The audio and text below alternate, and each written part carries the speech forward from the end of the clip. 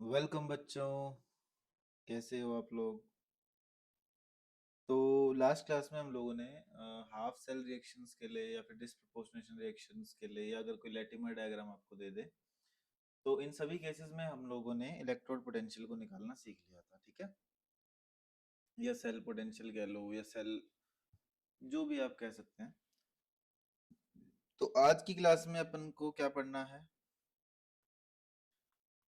कि जो electrode potential है या सेल पोटेंशियल है वो टेम्परेचर और कंसंट्रेशन के साथ कैसे वेरी करता है, ठीक है? तो आज हम पढ़ेंगे वेरिएशन ऑफ, एक सेकेंड, हाँ, बहुत इंपॉर्टेंट टॉपिक है, ठीक है? बोर्ड्स के लिए भी, जेई नीट, सबके लिए। वेरिएशन ऑफ इलेक्ट्रोड पोटेंशियल या फिर सेल पोटेंशियल। किसी इलेक्ट्रोड का पोटेंशियल निकालना हो, एनोड का या कैथोड का, या पूरे एक सेल का पोटेंशियल निकालना हो या उसका वेरिएशन चेक करना हो, किसके साथ? With concentration, with concentration and temperature. बहुत ध्यान से समझना। तो यहाँ पर हम लोग जो टॉपिक पढ़ने वाले हैं, इस टॉपिक में भी जो हम इक्वेशन पढ़ेंगे या जिस इक्वेशन की हेल्प से हम लोग वेरिएशन समझने की कोशिश करेंगे, उस इक्वेशन को पता है क्या बोला जाता है? नर्स्ट या नर्नेस्ट इक्वेशन। पहले तो इस नर्स्ट इक्वेशन की हम डेरिवेशन देखते हैं, कैसे डिराइव होती है भाई, ये ध्यान से समझना है। यहाँ पर ना हमने एक रिलेशन पढ़ा था, for any reaction, for any reaction या केमिकल रिएक्शन कह लो, फेस चेंज कह लो, तो गिब्स एनर्जी डेल्टा जी वो किसके बराबर होता है पता है? Delta ji not plus 2.303 R T log Q, ठीक है? और ये जो क्यू होता है ना यहाँ पे, इस क्यू को हम क्या बोलते हैं? Reaction quotient. रिएक्शन क्वोशंट क्या होता है? Ratio of concentration of product upon में reactant raised to the power their stoichiometric coefficient, ठीक है? रेशियो होता है प्रोडक्ट की कंसंट्रेशन और रिएक्टेंट की कंसंट्रेशन का, बट कब? ये तब होता है जब रिएक्शन ने इक्विलिब्रियम अचीव ना करा हो, ठीक है? और जब इक्विलिब्रियम अचीव कर लिया हो, उस टाइम पर जो प्रोडक्ट की कंसंट्रेशन और रिएक्टेंट की कंसंट्रेशन का रेशियो होता है, उसको हम बोलते हैं equilibrium constant. Clear? Difference clear हुआ रिएक्शन क्वोशंट में एंड इक्विलिब्रियम कांस्टेंट में, ठीक है? अब यहाँ पर जो डेल्टा जी होता है, ये क्या होता है? Gibbs free energy change, Gibbs energy change कह सकते हो उसे, ठीक है? ये क्या होता है? Standard Gibbs free energy change, ठीक है? आपको बाकी चीजें पता ही है कि टी अपना टेम्परेचर है, आर, आर भाई यूनिवर्सल गैस कांस्टेंट,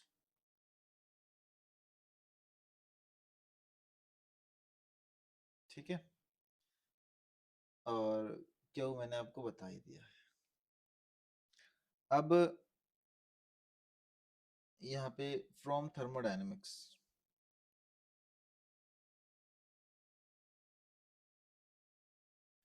देखो थर्मोडायनेमिक्स में जब मैं आपको यहाँ पर पढ़ाऊंगा तब भी सिखाऊंगा कि एक रिजल्ट हम डिराइव करते हैं, क्या है वो?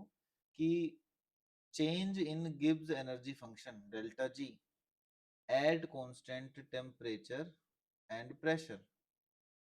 Change in Gibbs energy function at constant temperature and pressure, ये बताए किसके इक्वल होता है? ये होता है नॉन पीवी वर्क के। जब थर्मो पढ़ाऊंगा ना तब आपको डिराइव कर, नॉन पीवी वर्क मतलब जैसे वर्क होता है दो टाइप के, एक तो प्रेशर वॉल्यूम वर्क जिसमें गैस का एक्सपेंशन हो रहा है, गैस का कंप्रेशन हो रहा है, वो तो हमने थर्मो में खूब पढ़ा था, है ना? अब जब जैसे सेल हमारा काम करता है और वोल्टेज जनरेट करता है, तो वो वहां पर भी तो कुछ ना कुछ काम हुआ है ना? बट वहां कोई गैस का एक्सपेंशन और कंप्रेशन तो हुआ नहीं है, तो इसीलिए मैं उस वर्क को क्या बोल रहा हूँ, नॉन पीवी वर्क है। प्रेशर वॉल्यूम वर्क नहीं हो रहा वहां पे, ठीक है। वहां पे कुछ इलेक्ट्रिकल वर्क हो रहा है, तो यहाँ पे ब्रैकेट में हम लिख सकते हैं ये जो वर्क हुआ है वो कैसा है, इलेक्ट्रिकल वर्क। थर्मो मैं प्रूव करवा दूंगा, टेंशन नहीं लेनी अपने को, है ना। और यहाँ पे इस इलेक्ट्रिकल वर्क को लिखा है, पता है क्या जाता है। अब इलेक्ट्रिकल वर्क बोल रहे हैं तो कुछ इलेक्ट्रिसिटी की टर्म में तो लिखना पड़ेगा, वोल्टेज वोल्टेज, है ना। तो यहाँ पे लिखेंगे minus N F E, minus N F ई।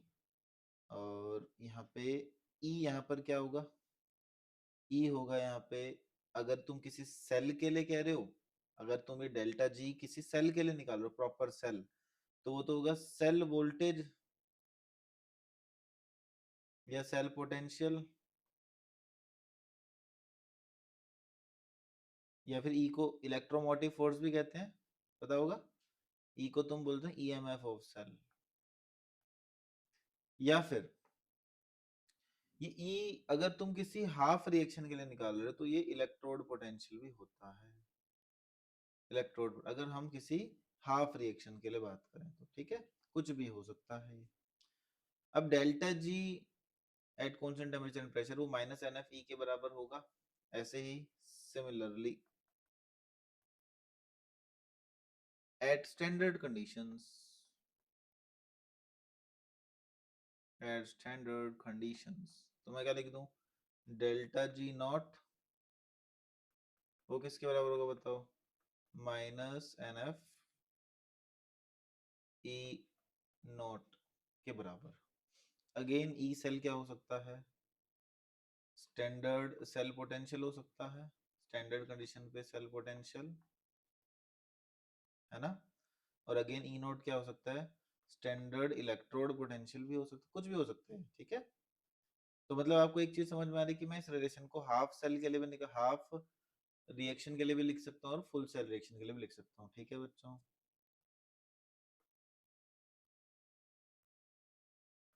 ठीक है, अब मैं पुट कर देता हूँ डेल्टा जी और डेल्टा जी नोट की वैल्यू इस अपनी इक्वेशन नंबर 1 में, कर दूं पुट। चलिए तो मैं लिखता हूँ यहाँ पे नेक्स्ट कि पुट, देखो आज की क्लास में बस मैं रिजल्ट्स, डेरिवेशन, कुछ थ्योरेटिकल चीजें पढ़ाऊंगा, नेक्स्ट क्लास में ऐसे तगड़े तगड़े क्वेश्चन करेंगे, ठीक है। तो put delta G and delta G not value in equation number 1 में। तो क्या इक्वेशन बनेगी बताओ, माइनस एन एफ ई बराबर minus N F E naught, है ना। और माइनस में नहीं प्लस में 2.303 R T log of Q, ठीक है। अब मैं पूरी इक्वेशन को माइनस एफ से डिवाइड करता हूँ, या फिर ये कह सकता हूँ कि मैं इस माइनस एन एफ को ले गया ऐसे राइट साइड लिया डिवाइडेड में, ठीक है बच्चों। ये ई किसके बराबर आ गया, E naught minus 2.303 R T by N F आ गया नीचे, है ना, लॉग ऑफ क्यू। क्लियर, ये अपने पास इक्वेशन आ गई है, ठीक है। अब इसी इक्वेशन को हम लोग पता है क्या बोलते हैं, नर्स्ट इक्वेशन, नर्स्ट इक्वेशन। अब ध्यान से समझना, देखो बच्चों आपको, अब यहाँ पर सबसे पहला कि अगर इफ मान लेता हूँ जो टेम्परेचर है 25 डिग्री सेल्सियस है, मतलब मैं ये जो अपना काम कर रहा हूँ सेल पोटेंशियल निकाल रहा हूँ वो 298 केल्विन 25 डिग्री सेल्सियस पे कर रहा हूँ, तो ई बराबर क्या हो जाएगा, ई नॉट माइनस 2.303, है ना, आर टी बाई एफ। एक काम करता हूँ मैं ऊपर ही बता देता हूँ ना, क्यों मेहनत करनी फालतू। तो यहाँ पर 25 डिग्री सेल्सियस जब टेम्परेचर होगा तो उस केस में देखना, हाँ इससे कर देते हैं, 2.303 कॉन्स्टेंट है, आर कॉन्स्टेंट है, टी कॉन्स्टेंट है, यहाँ पे एफ भी क्या है, कॉन्स्टेंट है, एफ भी एक कॉन्स्टेंट है। तो जब इन सभी कॉन्स्टेंट्स की हम वैल्यू पुट कर देते हैं तो बच्चों यहाँ पर एक नया कॉन्स्टेंट आता है, उसमें लिख दूं, वो आ जाएगा ई बराबर ई नॉट माइनस ये 2.303 RT/F को सोल्व करके आता है 0.0591 by n log of q। अब मुझे सबसे पहले तो ये बता दो कि f होता है, व्हाट इज f, है ना। ये जो f मैं बोल रहा हूँ कि f कांस्टेंट है, वो f होता है Faraday's constant. So what is Faraday's constant? तो फैराडेज कांस्टेंट की अगर आपसे कोई डेफिनेशन पूछेगी, होता क्या भाई, ये क्या है, charge on 1 mole of electron. एक मोल इलेक्ट्रॉन पे कितना चार्ज होगा, निकाल सकते हो ना। एक मोल इलेक्ट्रॉन पे चार्ज कितना होगा, एक इलेक्ट्रॉन पे चार्ज कितना है, इतना। एक इलेक्ट्रॉन पे इतना चार्ज है, तो एक मोल पे कितना होगा, तो मल्टीप्लाई कर दो एक मोल से।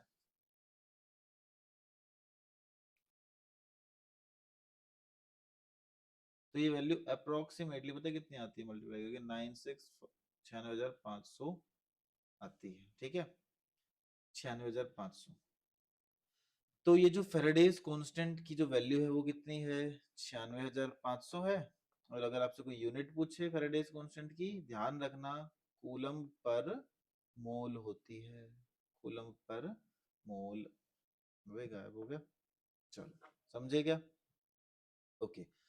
और आपको ये नर्स्ट इक्वेशन में ई पता है, ई तो क्या है, ये इलेक्ट्रोड पोटेंशियल कह सकते हो या सेल पोटेंशियल कह सकते हो, है ना। ई नोट क्या है, स्टैंडर्ड इलेक्ट्रोड पोटेंशियल या स्टैंडर्ड सेल पोटेंशियल कह सकते हो, ई नोट, है ना। अब क्यू आपको पता है, एन आपको पता है। अब मैं अभी तो आपको क्यू लिखना सिखाऊंगा कि किसी रिएक्शन के लिए क्यू कैसे लिखते हैं या एन कैसे लिखते हैं, धीरे धीरे चीजें सिखाऊंगा सारी की सारी, टेंशन मत लो। तो एग्जांपल जैसे ना आपको कोई रिएक्शन दे रखी है, ए गैस दे दी सपोज, है ना, और आपको कोई बी बी प्लस कोई एक्वासाइन कुछ भी ऐसे रैंडम लिख रहा हूँ मैं, या 1/2 3 और प्लस सी सॉलिड दे दिया, ठीक है, गिव्स, और यहाँ पे डी लिक्विड बन रहा है, कुछ कुछ भी ऐसे मैं एक्सप्रेशन लिख रहा हूँ, प्लस ई डी के बाद ई प्लस लिख दूँ, E+2 आ गया, है ना। और यहाँ पर एक और लिख दें कोई, ई के बाद F2 गैस है, ये कुछ भी एक रिएक्शन दे दे जिसमें देखो different different species present, gas भी है, एक्वस आयन भी है, सॉलिड भी है, लिक्विड भी है, और ई प्लस भी एक्वस आयन है और गैस भी है। तो ध्यान रखना जो क्यू का एक्सप्रेशन होता है ना, उसमें हम क्या करते हैं, जो गैस होती है उसका तो हम प्रेशर लिखते हैं बच्चों, ठीक है, और जो एक्वस स्पीशीज होते हैं उनकी क्या लिखते हैं, हम मोलैरिटी या कॉन्सेंट्रेशन लिखते हैं, ठीक है। और सॉलिड को और लिक्विड को हम क्यू के एक्सप्रेशन में मेंशन नहीं करते, क्यों नहीं करते, इक्विलिब्रियम में हमने पढ़ा हुआ है, इक्विलिब्रियम में आप पढ़ोगे जब मैं इक्विलिब्रियम के लेक्चर्स डालूंगा, ठीक है बच्चों। तो यहाँ पे मैं इसका क्यू का एक्सप्रेशन क्या लिखूं बताओ, क्या लिखेंगे, प्रोडक्ट अपॉन में रिएक्टेंट, है ना। प्रोडक्ट साइड कौन है, ई प्लस है, ई प्लस एक्वस आयन है, तो इसकी कंसंट्रेशन लूंगा, तो कंसंट्रेशन को हम सिंबल होता है स्क्वायर ब्रैकेट के अंदर भरेंगे, स्क्वायर ब्रैकेट में ई प्लस, और पावर क्या आएगी, जो भी स्टोइकियोमेट्री आ जाएगी पावर। अब दूसरा प्रोडक्ट क्या है, F2 गैस है, और गैस का क्या था, प्रेशर, तो प्रेशर ऑफ F2 गैस की पावर आ जाएगी 2। तो प्रोडक्ट साइड फिर एक तीसरा लिक्विड है, तो लिक्विड को तो हम लेते ही नहीं क्योंकि एक्सप्रेशन में, ठीक है, अभी याद रखो। अब रिएक्टेंट साइड ए गैस है, इस ए गैस तो प्रेशर वे गैस, पावर क्या आएगी इसकी 1/2। नेक्स्ट है कंसंट्रेशन ऑफ बी प्लस की पावर क्या आ जाएगी 3। तो this is the expression of Q, ठीक है। अब मेरे को आपको क्या सिखाना है, एन की वैल्यू कैसे निकालते हैं भैया, बहुत आसान है भाई, कुछ भी नहीं है एन की वैल्यू निकालना, देखना। बच्चों को हालांकि दिक्कत आती है बहुत ज्यादा, मैं आपको सच बताऊं ना, बहुत समस्या आती है बच्चों को। तो how to find the value of n. अब बच्चों पहले तो आपको यही बताओ कि व्हाट इज एन, एन क्या होता है, number of moles of electron gained और lose, number of moles of electron gained कितने गेन हो रहे हैं, और लूज इन अ रिएक्शन, किसी रिएक्शन में कैसे करेंगे, समझाऊं क्या? तो ज्यादा कुछ इसमें डिफिकल्ट तो नहीं है चीजें, वैसे मैंने एन की वैल्यू आपको ऊपर भी सिखा दी थी निकालनी, है ना? तो देख लेते हैं एक बार, जैसे मैं कोई भी रिएक्शन लिख दूं क्या रैंडमली? कौन सी लिखें? देखो ऐसी कुछ भी एग्जांपल लिख रहा हूँ, अब ये मत कहना सर ये सेल तो पॉसिबल नहीं है, मैं कुछ भी रैंडम जो मेरे एक रिएक्शन ध्यान में आ रहे कुछ भी लिख रहा हूँ। तो Fe +3 +2 लिखते हैं। Fe +2 plus Al gives Al+3 plus Fe 3 2, आपको ये रिएक्शन दे दी, suppose aqueous solid aqueous solid, आपसे पूछ रहे हैं इस रिएक्शन के लिए n की वैल्यू क्या होगी, या फिर इस रिएक्शन के लिए आपको नर्स्ट इक्वेशन का एक्सप्रेशन क्या होगा। सिंपल सा है, कुछ है नहीं। n की वैल्यू निकालने के लिए ना आपको कोई भी एक रिएक्टेंट पकड़ लेना है जो मन करे। मैंने आयरन इस वाले को पकड़ लिया, और ध्यान रखना reaction should be balanced. Nernst equation या फिर n निकालने के लिए रिएक्शन शुड बी बैलेंस्ड। अब कैसे करोगे, देखो आयरन है, आयरन पे चार्ज कितना +2, एक आयरन पे, यहाँ पे कितना है 0, तो +2 से +0 कितने इलेक्ट्रॉन, कितने का डिफरेंस है ऑक्सीडेशन स्टेट में, 2 का, है ना? लेकिन यहाँ पे कितने आयरन है, 3 है, तो कितने का हो गया, 6 का डिफरेंस हो गया। तो नंबर ऑफ एन की वैल्यू कितनी आ गई, 6 आ गई। देखो मैंने एन की वैल्यू निकाली है आयरन को लेके, तुम्हारी मर्जी है। नहीं सर मैं तो एल्यूमिनियम को लेके निकालूंगा, निकाल लो भाई। एल्यूमिनियम की ऑक्सीजन स्टेट यहाँ 0 है, यहाँ +3 है, राइट साइड है ना? कितने का डिफरेंस है, 3 का। कितने एल्यूमिनियम है, 2, तो कितना आ जाएगा, 6 ही तो आ गया। तो मैं कह सकता हूँ कि इस रिएक्शन में Fe+2 ने 6 मोल इलेक्ट्रॉन या 6 मोल इलेक्ट्रॉन क्या करे, गेन करे, और एल्यूमिनियम ने क्या करे, लूज करे। समझ में आ रहा है? ठीक है। तो और कोई रिएक्शन भी देखना चाहोगे क्या, कुछ भी ऐसे रैंडम रिएक्शन? अब ये लो भाई, तुम भी कहोगे सर ये क्या कुछ भी उठा के आप पूछने लग जाते हो यार। ऐसी कुछ भी मेरा मन करा तो मैंने ये रिएक्शन ले ली। तो इसमें बैलेंस कर देता हूँ एक बार फटाफट से। 2 कार्बन, 3 हाइड्रोजन और 7/2 ऑक्सीजन, बैलेंस हो गई reaction. This is gas, this is gas, this is gas, this is liquid. अगर आपसे पूछे इस रिएक्शन के लिए एन की वैल्यू बताओ, नस्ट लगानी है आपको इसमें, मान लो एन पूछ लेगा, तो अब कुछ नहीं करना, बहुत आसान है। या तो C2H6 को पकड़ लो या O2 को पकड़ लो, बताओ किसे पकड़े। C2H6 को पकड़ लें पहले। कार्बन की ऑक्सीजन स्टेट निकालो, यहाँ पे कितनी आएगी, -3 आएगी, ठीक है कार्बन की। राइट साइड कार्बन की कितनी आएगी, +4। तो -3 से +4 में कितने का डिफरेंस है भाई, 7 का डिफरेंस है, 7 का है ना? ठीक है, वो तो एक कार्बन का है ना, -3 से +4 में 7 का डिफरेंस है। ये मत पूछना सर कैसे, नकली। तो -3 से -2, -2 से -1, -1 से 0, 0 से 1, 1 से 2, 2 से 3, 3 से, हो तो गया 7 का डिफरेंस। वो तो एक कार्बन के लिए है ना, बट कार्बन कितने हैं, 2, तो कितने का हो गया, 14 का। तो मतलब यहाँ से मैंने C2H6 से तो n की वैल्यू निकाली 14। आ रही बात समझ में? O2 को पकड़ लो, नहीं सर नहीं मानते कुछ बच्चे, सर मैं तो आप- आपसे अलग ही चलूंगा, मगर चल ले भाई। अब यहाँ पे ऑक्सीजन की कितनी है, 0 है। राइट साइड पकड़ लो ऑक्सीजन की, किसी में भी, चाहे CO2 में चाहे H2 में, -2 है ना? मैंने इधर ले लिया, 0 से -2 है, तो कितने इलेक्ट्रॉन्स का चेंज आएगा, कितने का डिफरेंस है, 2 का। 2 का डिफरेंस है, बिल्कुल ठीक है। अब हमारे पास ऑक्सीजन है कितने इधर, 7/2 इंटू 2, टोटल 7 है ना, ठीक है। तो 0 से -2 में जा रहा है, तो 2 का डिफरेंस है, और टोटल ऑक्सीजन 7 है, तो कितने का डिफरेंस हो जाएगा, 14 का। लो फिर से n की वैल्यू क्या आई, सेम आई, सिंपल हो जाएगा। एक और पूछ लूं, जिससे ना नीट में क्वेश्चन आ रखा है और जेई में भी आ रखा है, ठीक है? एक रिएक्शन लिख देता हूँ मैं आपके लिए।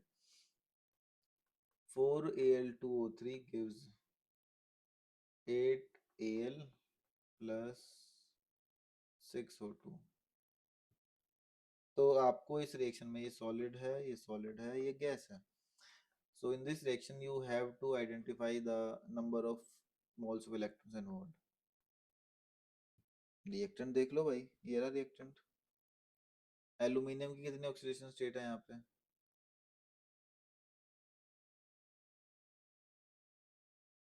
हम्म कितनी है?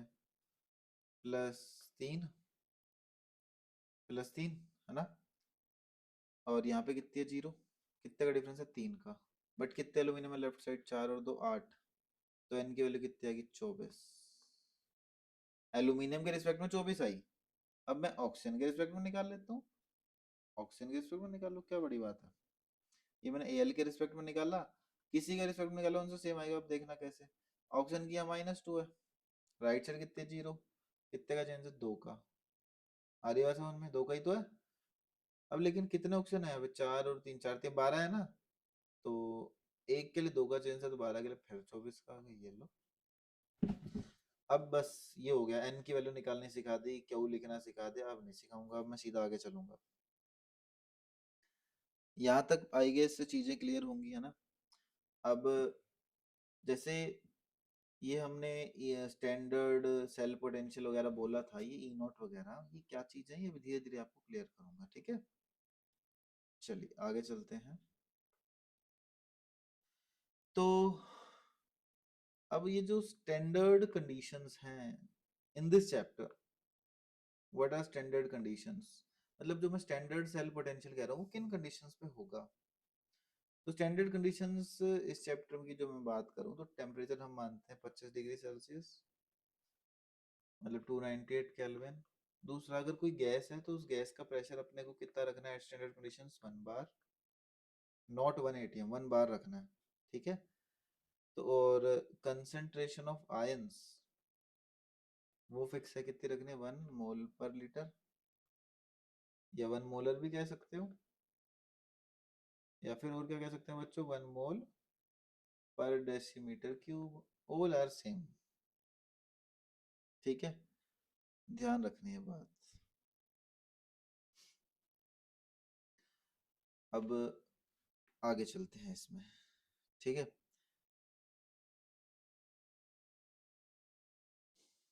तो आपको ना एक चीज समझ में आ रही होगी कि जो मैं एन निकाल रहा हूँ, ये है क्या कि कितने इलेक्ट्रॉन्स का गेन हो रहा है और कितने इलेक्ट्रॉन्स का लूज हो रहा है। तो इसको मत भूलना भाई, बिल्कुल भी, ठीक है। बताओ, अब चले ना आगे। अब यहाँ पर ना जैसे मैं पीछे बता ही चुका हूँ, वैसे कुछ है नहीं। हाँ, यहाँ बता देते हैं। अब conditions for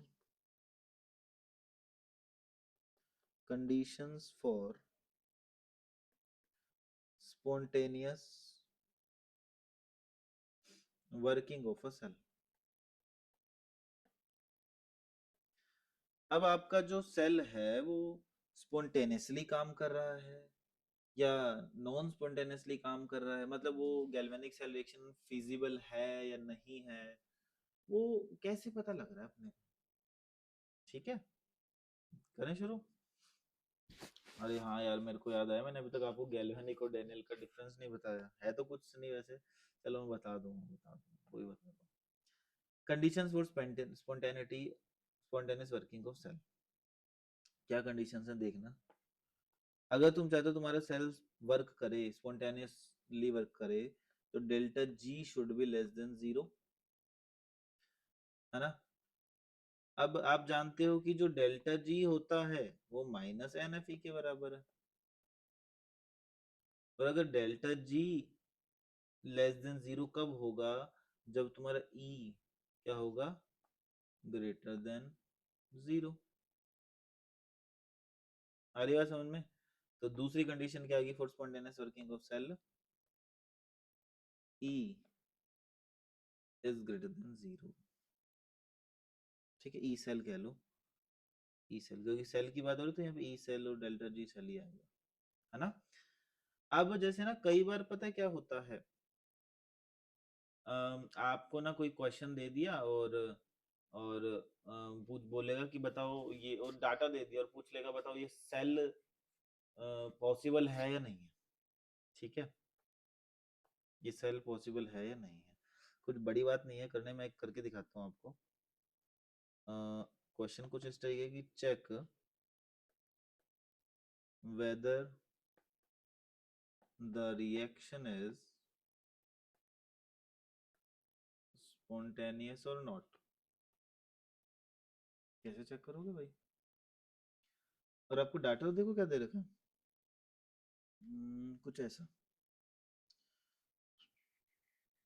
copper plus Zn+2 gives Zn plus में कॉपर सॉलिड, सॉरी +2 है ना, हाँ जी। यहाँ पे आ जाएगा aqueous ion, Zn is solid, ये भी एक्वस है, ये भी क्या है, सॉलिड है ना।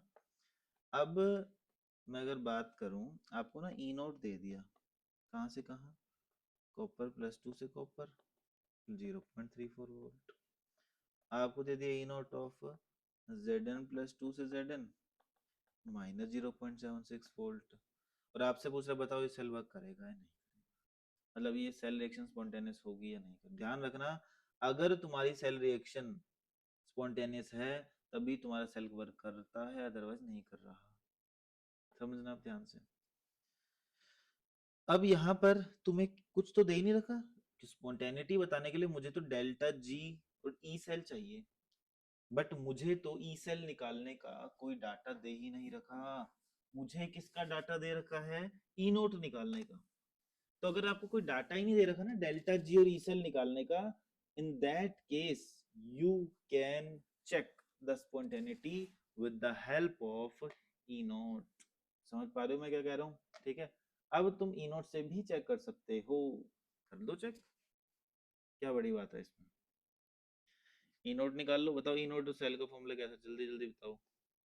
ई नोट सेल बराबर E naught of cathode minus E naught of anode. ये कब लगाना है, जब एसआरपी का डाटा गिवन हो, स्टैंडर्ड रिडक्शन पोटेंशियल गिवन हो तब। ठीक है, अब अब देखो, कॉपर से कॉपर +2 गया तो इसकी तो क्या हुई, ऑक्सीडेशन। तो जिसकी ऑक्सीडेशन तो मतलब कॉपर तो क्या है यहाँ पे, एनोड है, तो ये क्या है, कैथोड। तो कैथोड माइनस एनोड लगा दो, तो -0.76 माइनस नहीं -0.34, सिंपल है, सोल्व कर ले भाई। 1.1 वोल्ट आ गया माइनस का, इसका मतलब ये जो तुमने सेल बनाया है ना, ये गलत बनाया है, ये काम ही नहीं करेगा। अरे बात समझ में, इनोड सेल अगर नेगेटिव हो गया मतलब non spontaneous working of cell, ये है नॉन स्पॉन्टेनियस वर्किंग। अगर कुछ भी ना दे रखा हो तब तो इनोड से कंपेयर करो, अदरवाइज डेल्टा जी और ई सेल से ही कंपेयर करना है बच्चों। Are you clear about this topic? ठीक है, चलो आगे चलते हैं।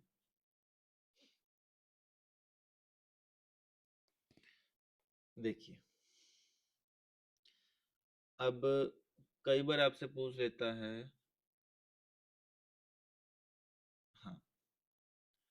हाँ, work done, work done in a cell, cell ने कितना वर्क करा आपसे कैलकुलेट करवा लेगा। तो वही सभी जो फॉर्मूला बताया था ना, कि मैंने बताया था गिव्स energy to change at constant temperature and pressure, वही किसके बराबर है, वर्क डन के बराबर है, नॉन पी वर्क के बराबर है ना बच्चों। और वो क्या है, -NF ई सेल। ठीक है, बहुत अच्छी बात है। लेकिन अगर आपसे कोई पूछे, अगर आपसे कोई पूछे आपको वर्क डन तो निकालना है, बट कितना मैक्सिमम वर्क डन पॉसिबल है, maximum work done, maximum useful work पूछ लेता है, मैक्सिमम वर्क डन कह लो या फिर मैक्सिमम यूजफुल वर्क, तब क्या निकालोगे, तब पता हमें निकालना होता है delta G naught, you have to remember this, is equals to क्या हो जाएगा, -NF ई नॉट सेल। तो जब आपसे मैक्सिमम वर्क पूछे तो उस केस में आपको क्या निकालना है, डेल्टा जी नॉट निकालना है। आ रही बात समझ में? ठीक है जी। तो अब डेल्टा जी नोट निकालने के लिए या तो आपको ई नोट देगा, या तो क्या देगा, ई नोट देगा, या फिर देखो अब हमने इक्वेशन पढ़ी थी ना, डेल्टा जी बराबर delta G note plus 2.303 R T log Q था, याद आया? अब आप जानते हो कि जो वर्क डन है अपने को मैक्सिमम वर्क डन कब मिलता है, जब प्रोसेस रिवर्सिबल हो, रिवर्सिबल, आगे पीछे चलती जाएगी चलती जाएगी चलती जाएगी तो ज्यादा काम होगा ना। तो मैक्सिमम यूजफुल वर्क कब होगा, जब आपकी प्रोसेस क्या होगी, रिवर्सिबल। और रिवर्सिबल प्रोसेस आपको पता है कुछ समय के बाद वो क्या अचीव कर लेते हैं, रिवर्सिबल प्रोसेस अचीव्स इक्विलिब्रियम, क्योंकि इक्विलिब्रियम उनके लिए सबसे ज्यादा स्टेबल स्टेट होती है इस वजह से।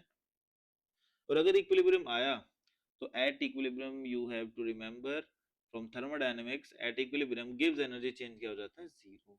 ठीक है, तो यहाँ पे अब डेल्टा जी नॉट किसके बराबर हो जाएगा, मतलब स्टेप बाय स्टेप करना चाहते हो क्या, जीरो बराबर delta G not plus 2.303 R T. Log के अंदर क्यों था पहले, अब क्या हो जाएगा, क्योंकि इक्विलिब्रियम आ गया ना। तो जब इक्विलिब्रियम आ जाता है तब मैं प्रोडक्ट और रिएक्टेंट की कंसंट्रेशन के रेशियो को बोलता हूँ इक्विलिब्रियम कांस्टेंट। ठीक है, तो डेल्टा जी नोट हमारा क्या आ जाएगा, -2.303 आर टी लॉग के इक्विलिब्रियम। आ रही बात समझ में? क्लियर है ना, बिल्कुल बेसिक बात है ना। देखो अब यहां से हम निकाल सकते हैं कि अगर मेरे पास जो इक्विलिब्रियम कांस्टेंट है, इक्विलिब्रियम कांस्टेंट क्या है, जीरो हो सकता है, वन हो सकता है, क्या और क्या हो सकता है, लेस देन वन। ठीक है, तो के इक्विलिब्रियम जब, नहीं जीरो वाला केस नहीं, सॉरी जीरो वाला केस तो कुछ बनता ही नहीं है, लॉग जीरो तो कुछ होता ही नहीं है, मतलब होता भी है तो ज्यादा मुझे ध्यान नहीं है अब चीजें मैथ्स वाली। तो के इक्विलिब्रियम वन हो सकता है, लेस देन वन हो सकता है, और ग्रेटर देन वन हो सकता है। तो आपसे थियोरेटिकल क्वेश्चन पूछ लेगा कि बताओ डेल्टा जी नोट क्या होगा अगर के equilibrium less greater than one होगा। सिंपल सी बात है, लॉग के अंदर ग्रेटर वन से बड़ी है, तो डेल्टा जी नोट क्या होगा, लेस देन जीरो होगा। मतलब प्रोसेस स्पॉन्टेनिटी की तरफ जा सकते हैं, मैं कह सकता हूँ। बट ध्यान रखना स्पॉन्टेनिटी के बारे में वैसे डेल्टा जी ही बताता है, डेल्टा जी नोट को हम ज्यादा एक्यूरेट नहीं मानते। बट इफ डेल्टा जी का इंफॉर्मेशन नहीं है तब आप डेल्टा जी नोट से चीजों को खींच सकते हो। ओके, जब इक्विलिब्रियम के इक्विलिब्रियम वन के बराबर होगा तो डेल्टा जी नॉट क्या हो गया अपना, जीरो। के इक्विलिब्रियम जब लेस देन वन है तो उस केस में डेल्टा जी नॉट क्या हो जाएगा, ग्रेटर देन जीरो। तो थ्योरेटिकल क्वेश्चंस आपसे पूछे जा सकते हैं। अब इसी में मैं एक और चीज और आपको बता दूं कि relation between K equilibrium and E naught cell, बहुत इंपॉर्टेंट टॉपिक। कुछ है नहीं, देखो करा ना मैंने, डेल्टा जी नोट को निकाल लिया, -2.303 लोग के इक्विलिब्रियम के बराबर लिखा ना अभी ऊपर। हाँ जी, देखो ये लेक्चर थोड़ा लंबा हो सकता है तो घबराना नहीं है बिल्कुल भी। डेल्टा जी नोट को मैं लिख दूं -NF ई नॉट सेल बराबर -2.303 आर टी लॉग के इक्विलिब्रियम। ठीक है, कुछ कट रहा है क्या, हाँ, माइनस से माइनस कैंसल, तो मेरा क्या आया, इधर लिख दूं राइट साइड, इधर लिख दूं sorry। इसको मैं ऐसे लिख सकता हूँ क्या, बताना, ई नोट सेल बराबर, एफ को भी चलो यहीं रहने दो, नहीं एफ नहीं एन को भी यहीं रहने देता हूँ मैं। तो मैं राइट साइड ले जाता हूँ, पता है क्या, 2.303 आर टी बाई एफ को राइट साइड ले गया, लो के इक्विलिब्रियम। ठीक है, अगर मान लो टेम्परेचर नहीं दे रखा आपको क्वेश्चन में, टेम्परेचर अगर ना गिवन हो या फिर 298 केल्विन गिवन हो, तो आप जानते हो 2.303 आर टी बाई एफ की वैल्यू क्या होती है, 0.0591। तो मैं n F sorry n E naught cell को क्या लिख सकता हूँ, 0.0591 log के इक्विलिब्रियम। यहाँ से log के इक्विलिब्रियम की वैल्यू क्या आती है, n E naught cell upon 0.0591। और आप जानते हैं अगर मैं log के इक्विलिब्रियम को रखूं, log हटाना मुझे, जैसे ही लोग हटाते हैं तो जो भी चीजें होती है सब किसकी पावर में चल जाती हैं, 10 की power n E naught upon 0.0591, 10 की पावर में ही है सारी चीजें। ठीक है बच्चों,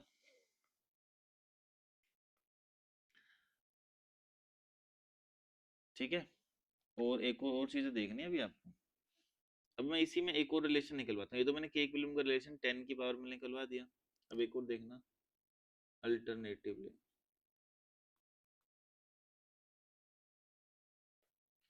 अल्टरनेटिवली वी कैन राइट, जैसे मैंने लिखा ना अभी, एफ ई नॉट सेल बराबर 2.303 आर टी लॉग के, है ना बच्चों, ध्यान से देखना इस चीज को।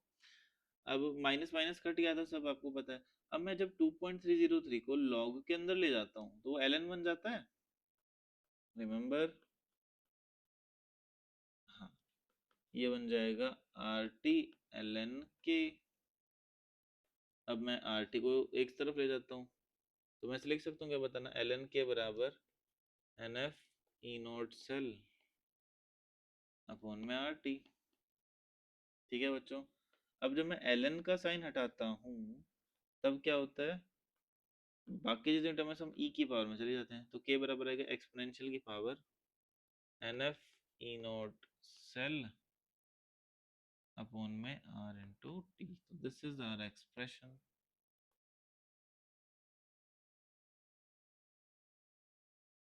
ठीक है बच्चों, तो हमने के इक्विलिब्रियम का एक्सप्रेशन भी कर लिया, स्पॉन्टेनिटी के बारे में पढ़ लिया, ठीक है, वर्क डन एंड ऑल सब कुछ कर लिया हमने। तो यूनिट्स का ध्यान रखना है। वैसे मैं क्वेश्चंस जब आपको करवाऊंगा ना तब भी आपको काफ़ी सारी हेल्प मिलेगी। ठीक है, तो इसमें मुझे एक चीज़ देखनी थी कि मैंने इसमें ये बता दिया था कि ये जो नर्स्ट इक्वेशन है, हाँ चलो ठीक है, नोट करके बाद लिखवा देता हूँ।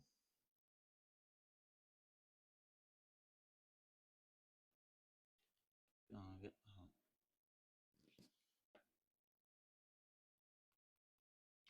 नोट करके। पहली बात तो ये ध्यान रखना जो क्वेश्चंस में हेल्प करेगी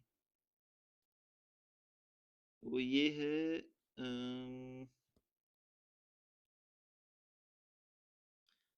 कि ये जो नर्स्ट इक्वेशन है ना,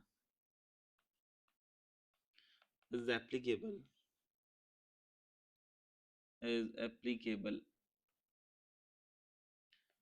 to any reaction. Any reaction बोले तो कोई हाफ सेल रिएक्शन भी हो सकती है, या तो सिर्फ एनोड पे लगा रहे हो, सिर्फ कैथोड पे लगा रहे हो, या फिर फुल रिएक्शन तो होगी, फुल सेल रिएक्शन। ठीक है, इसको तुम आगे चल के लगाओगे, और कॉम्प्लेक्सेशन रिएक्शन आएंगी आगे में, तब खतरनाक लेवल के क्वेश्चन कराऊंगा ना तब। ठीक है, half cell reaction, full cell reaction, या फिर कोई डिस्प्रोपोर्शनेशन रिएक्शन का केस पढ़ा था, याद है, कॉपर प्लस वाला। तो किसी भी रिएक्शन के लिए हम इसको लगा सकते हैं, बट ऑक्सीडेशन होना चाहिए, किसी का रिडक्शन होना चाहिए, ये भी थोड़ा सा जरूरी होता है। ठीक है बच्चों। अब इसमें मेरे को एक ग्राफ करवाना है आप लोगों को, छोटू सा ग्राफ।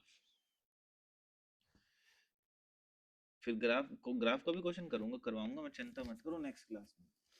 अगर आपसे ग्राफ पूछ रहा है पता है किस किस के बीच का, ई वर्सेस लॉग क्यू का।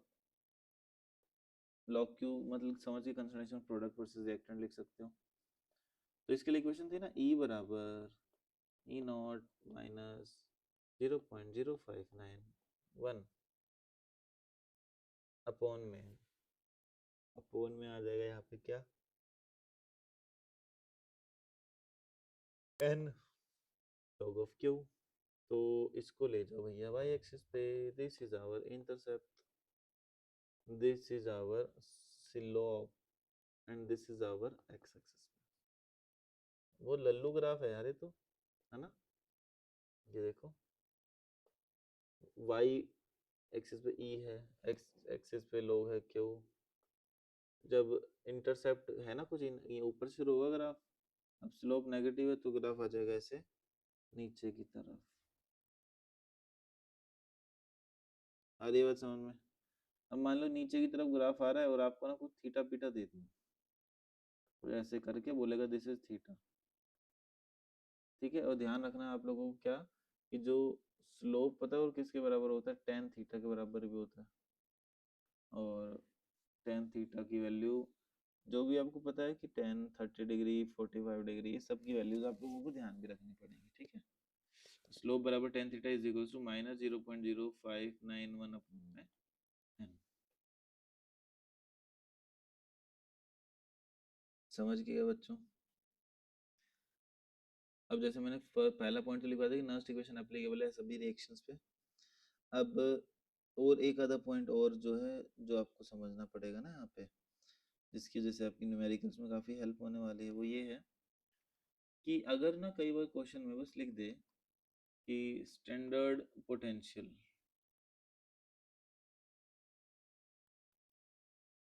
स्टैंडर्ड पोटेंशियल इज गिवन, तो स्टैंडर्ड पोटेंशियल लिख देगा और कुछ कुछ पूछ लेगा, तो हम मतलब जनरली बच्चों को या फिर हमें भी कई बार ये कंफ्यूजन होती थी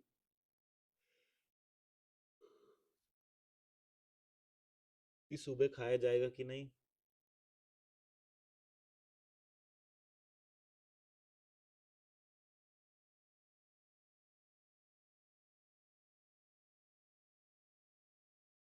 एक मिनट एक मिनट, क्या हो गया है? थोड़ा सा हो जाता है ना कई बार जोन आउट। वैसा सा हो गया, मतलब एकदम कुछ दिमाग में आ गया था। ठीक है, एक तो इतने लेट है ना, 12:39 पे वीडियो रिकॉर्ड कर रहा हूँ, मतलब बहुत लेट नाइट वीडियो रिकॉर्ड कर रहा हूँ। कल जिम जाना है, दिमाग में जिम की बातें चल रही थी, एकदम खाने पीने का दिमाग में आ गया। ठीक है, तो मैं क्या बता रहा था, एक सेकंड एक सेकंड। एक तो मैंने तुम्हें ये बता दिया ना कि जो नर्स्ट इक्वेशन है वो किसी भी रिएक्शन पे एप्लीकेबल है। हाँ, दूसरा मैं ये बता रहा था कि जो स्टैंडर्ड पोटेंशियल है ना, तो कई बार ना क्वेश्चन में मेंशन ही नहीं करता कि ये स्टैंडर्ड पोटेंशियल गिवन कौन सा है, रिडक्शन गिवन है, ऑक्सीडेशन गिवन है, ना ये बताता कि निकालना क्या है, रिडक्शन पोटेंशियल निकालना है, ऑक्सीडेशन पोटेंशियल निकालना है। तो आपको ध्यान रखना है, अगर स्टैंडर्ड पोटेंशियल लिखा है ना खाली, तो आपको क्या मानना है, उसको हमेशा स्टैंडर्ड रिडक्शन पोटेंशियल ही मानना है। तो you have to remember this, standard potential given है तो हमेशा क्या मानोगे, standard reduction potential. Are you clear? Okay. अब इसमें जो थियोरेटिकल बातें हैं, वो तो ऑलमोस्ट हो ही गई हैं कवर। ठीक है, फिर मैं अब पता है क्या करूँगा, नेक्स्ट क्लास में ना कुछ कुछ इसके या तो न्यूमेरिकल सोच रहा हूँ नेक्स्ट क्लास में स्टार्ट कर दूँ हल्के फुल्के, है ना, नहीं तो टाइप ऑफ इलेक्ट्रोड्स पढ़ा दूँ, कि काफ़ी सारी टाइप की इलेक्ट्रोड्स होती हैं ना, metal metal ion, gas ion, oxidation reduction, metal insoluble salt, calomel, quinhydrone, calomel में भी सैचुरेटेड कैलोमल इलेक्ट्रोड होती है। ठीक है, तो डिफरेंट डिफरेंट टाइप की इलेक्ट्रोड्स हैं। बस ये मान के चलो गैल्वेनिक सेल थोड़ा सा जल्द निपट जाएगा 2-3 लेक्चर में और। ठीक है, गैल्वेनिक उड़ा देंगे, 4 मान लो मैक्सिमम। ठीक है, चलो।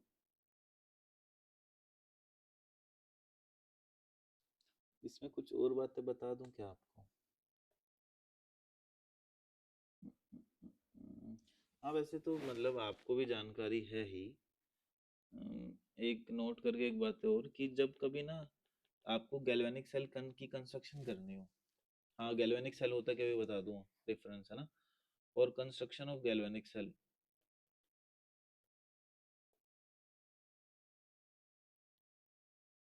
गैल्वेनिक सेल की कंसंट्रेशन के लिए ध्यान रखना कि वो गैल्वेनिक सेल आपने सही बनाया या गलत बनाया है। तो बस इतना ध्यान रखना कि जिसका SRP स्टैंडर्ड रिएक्शन पोटेंशियल ज्यादा होता है ना, उसे कैथोड बनाना, और SRP जिसका कम हो उसे एनोड बनाना। या फिर ऐसा भी कर सकते हैं, जिसका स्टैंडर्ड ऑक्सीडेशन पोटेंशियल ज्यादा हो तो उसे एनोड बना दो, जिसका स्टैंडर्ड ऑक्सीडेशन पोटेंशियल कम होगा उसे कैथोड बना दो, सिंपल। ठीक है, चलो मैं वो ये इतने दिनों का राज जो था वो उसे खोल दूं कि गैल्वेनिक सेल और डेनियल सेल में क्या फर्क है। देखो, कुछ है नहीं, डेनियल सेल भी ना गैल्वेनिक के अंडर ही आता है। अब बस देखो, डेनियल सेल में ऐसा है, कुछ बिल्कुल लिखने की जरूरत नहीं है इसको, तो बस इतना थोड़ा ध्यान रखना। डेनियल सेल में ना चीजें फिक्स हैं कि जो कैथोड है वो क्या है, कॉपर की रोड कह लो, है ना, या फिर प्लेटिनम वायर, और नीचे कॉपर सल्फेट का सॉल्यूशन है। और एनोड पे क्या है, जिंक की रोड है, और नीचे जिंक सल्फेट का सॉल्यूशन है। ये तो डेनियल सेल है। और कंसंट्रेशन ऑफ कॉपर +2 और कंसंट्रेशन ऑफ Zn+2 1 मोलर थी। This is Daniell cell. अगर तुमने इसमें से कुछ भी छेड़ा, मतलब तुमने कंसंट्रेशन ऑफ कैटायन आयन बदल दी, 1 मोलर नहीं रखी, तुमने क्या करा, तुमने कोई इलेक्ट्रोड चेंज कर दी, तुमने कोई इलेक्ट्रोलिटिक सॉल्यूशन चेंज कर दिया, कुछ भी चेंज कर दिया अगर तुमने इसमें, तो अब वो सेल डेनियल नहीं कहलाएगा, वो क्या हो जाएगा, गैल्वेनिक सेल। इतना सा राज था जो छुपा के रखा हुआ था मैंने। ठीक है, और उस रात से ही पर्दा उठ गया अब। तो देखो, बहुत सारी थ्योरी बताई आज की क्लास में मैंने, काफ़ी इंपॉर्टेंट इंपॉर्टेंट बातें। तो आप लोग इसको अच्छे से करना। ठीक है, और नेक्स्ट क्लास में कुछ कुछ न्यूमेरिकल जितना पढ़ा है उसके बेसिस पे थोड़े बहुत, फिर उसके बाद टाइप ऑफ इलेक्ट्रोड्स पढ़ेंगे भाई, वो बहुत ही इंपॉर्टेंट और बहुत अच्छे लेवल का टॉपिक है, मज़ा आएगा आप लोगों को। ठीक है बच्चों, चलिए हम मिलते हैं अब नेक्स्ट क्लास में। Bye bye.